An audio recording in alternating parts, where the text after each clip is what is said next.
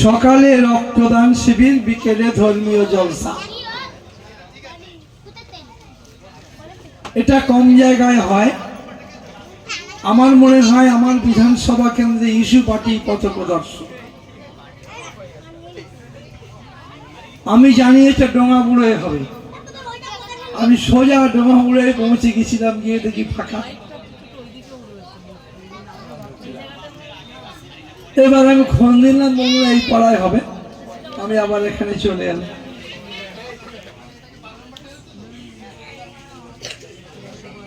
সন্ধ্যাবেলা জলসা হবে, হাদিস কোরআনের ব্যাখ্যা হবে।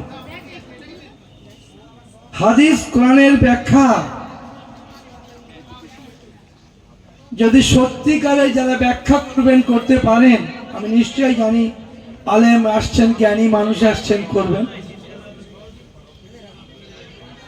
সেই ব্যাখ্যা যদি আমরা শুনি,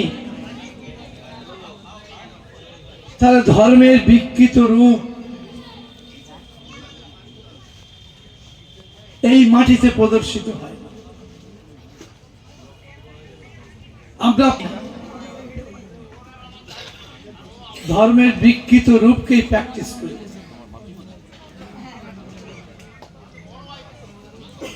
আমি যেদিন দেখছিলাম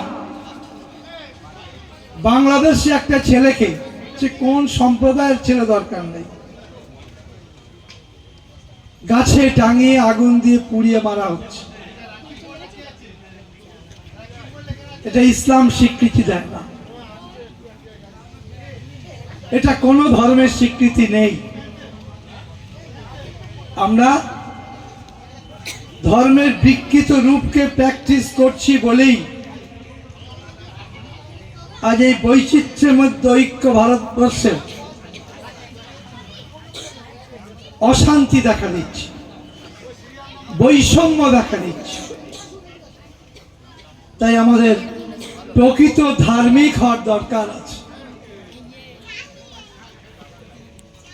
আমার নবীজি, আমি মুসলমান, তার অনেক কথা আপনারা জানেন, অনেক ঘটনা আপনারা জানেন। আমি আর বলবো না। তার সঙ্গে মানুষের জন্য, মানুষের জন্য তিনি হাদিস লিখে গেছে।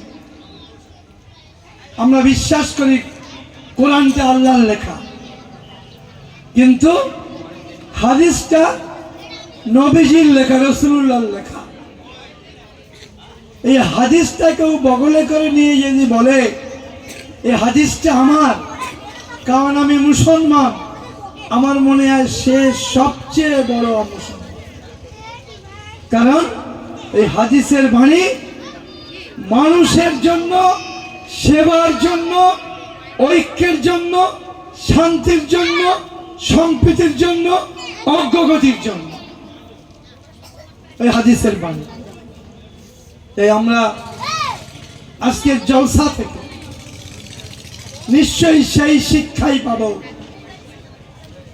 যেটা প্রতি মুহূর্তে প্রতিফলিত করে গেছেন।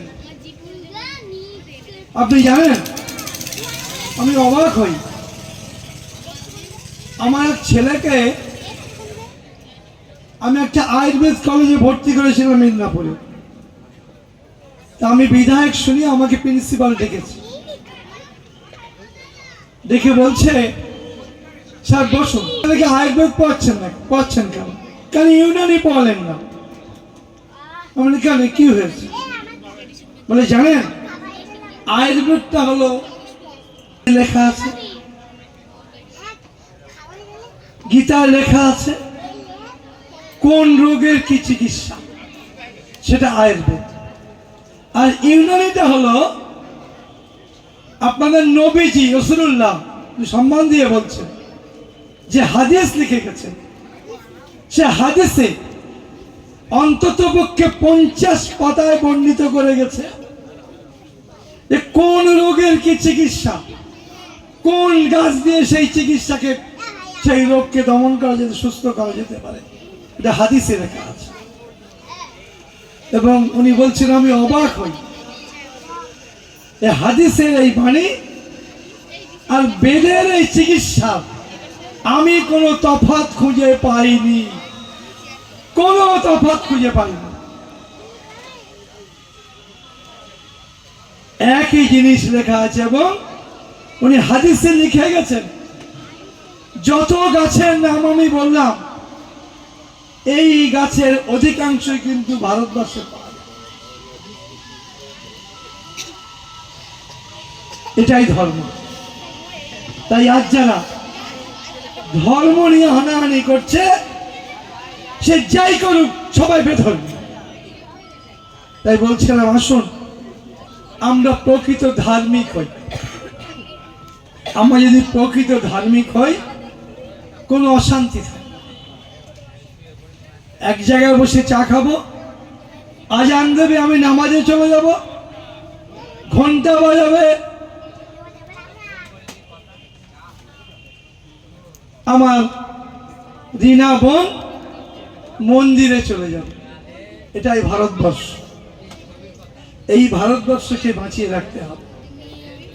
আর যারা ধর্মে ভাগ করে রাজনীতি করার চেষ্টা করছে তাদের থেকে সাবধান থাকবেন, তাদেরকে পাত্তা দেবেন না। আমি দায়িত্ব নিয়ে বলতে পারি এই মুসলিম সম্প্রদায়ের মধ্যে কিছু মানুষ শুরু করেছে যে আমরা মুসলমান, আমাদের একত্রিত হতে হবে। হাদিসে লেখা নেই, কোরআনে লেখা নেই যে মুসলমানদের একত্রিত হতে হবে, মানুষকে একত্রিত হতে হবে। এটা হাদিস কোরআনের মূল ব্যাখ্যা। আর যারা নিজেদের স্বার্থে রাজনীতি করে ধর্মকে কাজে লাগাচ্ছেন তাদের ঘৃণা করুন, প্রত্যাখ্যান করুন। মাথায় টুপি পরলেই প্রকৃত মুসলমান হওয়া যাবে না। আমি পাপী, আমি নামাজ রোজা করি না, আল্লাহ তার জন্য সাজা আমার রেখেছে, আমি নিশ্চিত। কিন্তু যারা মানুষে মানুষে ভাগ করছে, হিংসার ভিত তৈরি করছে, অশান্তির ভিত তৈরি করছে, তারা কিন্তু ইসলামের স্বীকৃতি পাবে না। তাই বলছিলাম আসুন আমরা এক হই, আমরা সব মানুষ এক হই, মনুষ্যত্বের বিকাশ ঘটাই। আর মনুষ্যত্বের বিকাশ না ঘটাতে পারলে কোনো ধর্মাচরণ করে কোনো লাভ নেই। আমি রোজা নামাজ করব, আমার মনটা যদি সংকুচিত হয়, আমার মনে হয় আল্লাহ আমার সেই রোজা নামাজকে কবুল করবে না। আগে আমাকে মনুষ্যত্বের বিকাশ ঘটাতে, এই মনুষ্যত্বের বিকাশ ঘটাতে পারলেই আমি কিন্তু প্রকৃত ধার্মিক হতে পারি। তাই বলি আসুন আমরা এক হই। এটা কোনো রাজনৈতিক মঞ্চ নয়, কিন্তু আপনাদের বলে যাব যে মানুষটি বাংলার সম্প্রীতি বজায় রেখেছে, যে মানুষটি মানব সেবাই করে, যে মানুষটি পিছিয়ে পড়া বর্গকে মাথা তুলে দাঁড়ানোর জন্য নিজে কাজ করে, সেই মানুষটির দিকে খেয়াল রাখবেন। তিনি হিন্দু না মুসলমান এই জিজ্ঞাস্য নয়। প্রসঙ্গত বলি, গত 21-এর নির্বাচনে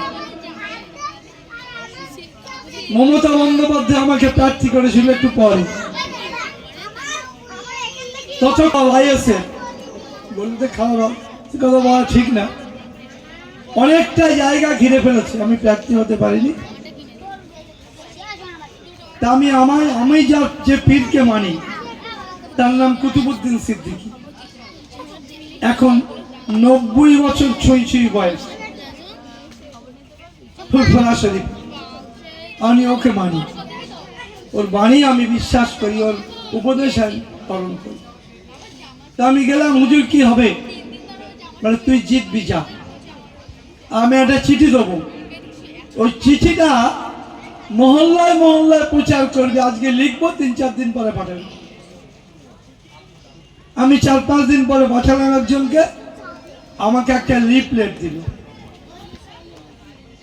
সেই লিফলেটে লেখা আছে,